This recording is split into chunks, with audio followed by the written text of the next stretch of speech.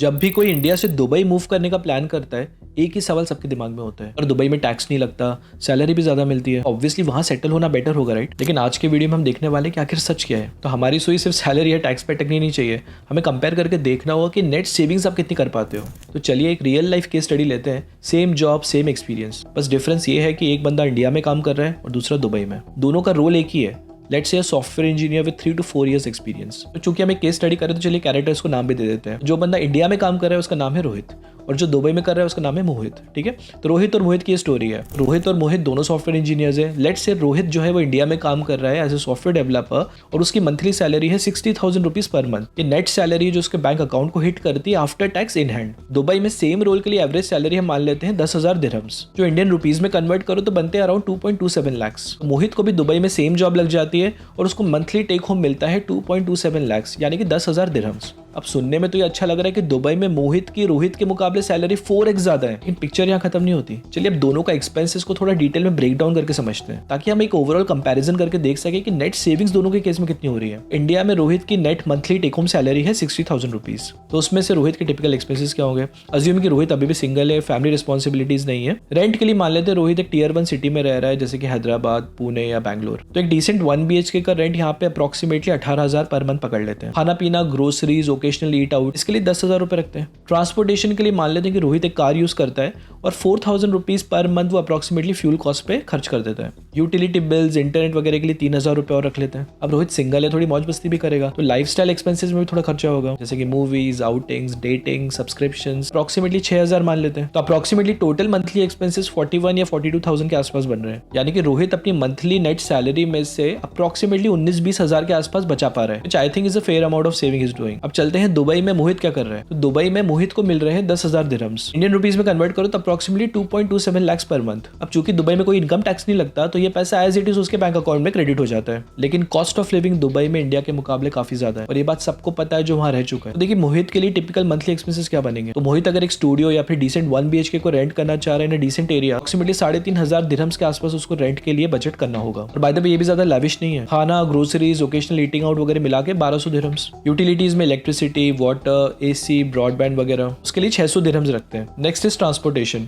अब ट्रांसपोर्टेशन में मोहित के पास 2 ऑप्शन, या तो अपनी खुद की कार ड्राइव कर सकता है या फिर मेट्रो ले सकता है। तो मान लेते हैं कि अगर वो मेट्रो भी ले रहा है तो एवरी मंथ उसको एटलीस्ट 400 दिरहम्स के आसपास बजट करना होगा, और अगर वो कार मेंटेन कर रहा है तो एक्सपेंसेस और बढ़ जाएंगे। So for this breakdown let's assume कि वो मेट्रो ले रहा है और उसके लिए अप्रोक्सीमेटली 400 दिरहम्स वो खर्च करता है। उसके अलावा दुबई में रह रहा है तो लाइफस्टाइल एक्सपेंसेस होंगे ही, राइट। तो लाइफस्टाइल, आउटगोइंग, सब्सक्रिप्शंस, इसके लिए कंजर्वेटिव 800 दिरहम्स ही हम लगा रहे हैं। उसके अलावा दुबई में मिसलेनियस एक्सपेंसेस के लिए भी आपको बजट रखना होगा, जैसे कि travel expenses, visa renewals, health care premiums अगर आपका एम्प्लॉयर आपका कवर नहीं कर रहा है, तो अप्रोक्सीमेटली 2,400 दिरहम्स के आसपास मंथली एवरेज पे चला जाता है। यानी कि टोटल 10,000 दिरहम्स की मंथली सैलरी में मोहित के टोटल एक्सपेंसेस बन रहे हैं 8,900 दिरहम्स।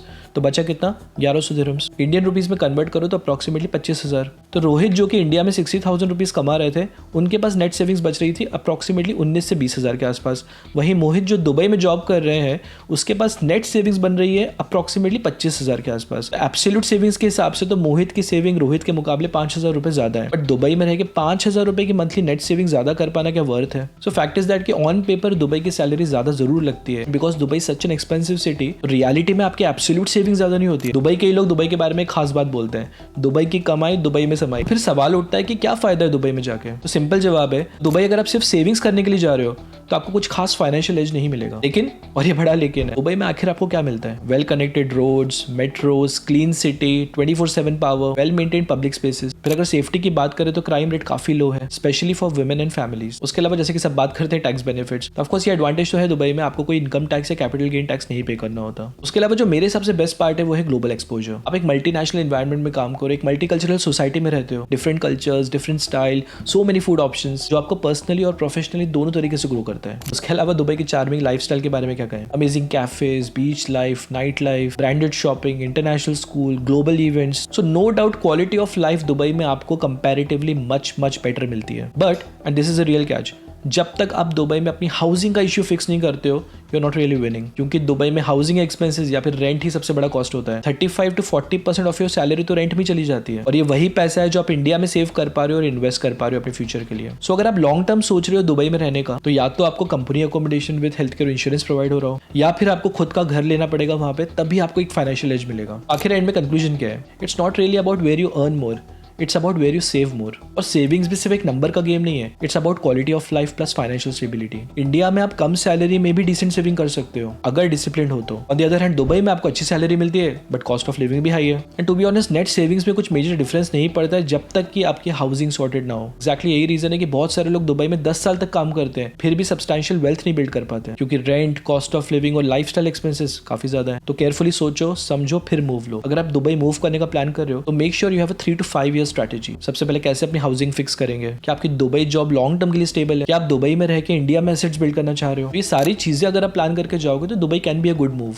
लेकिन अगर सिर्फ सैलरी स्लिप देख के डिसीजन लोगे तो हो सकता है कि 3 साल बाद आपको वापस इंडिया आना पड़े बिना कुछ बचाए हुए। तो उम्मीद करता हूँ आपको ये वीडियो पसंद आया होगा। अगर आया हो तो प्लीज कॉमेंट करके जरूर बताएं, और अगर कुछ सजेशन हो आपको मेरे लिए तो वो भी जरूर लिखें। तो चलिए मैं आपसे जल्दी मिलता हूँ एक और सुपर इंटरेस्टिंग वीडियो में।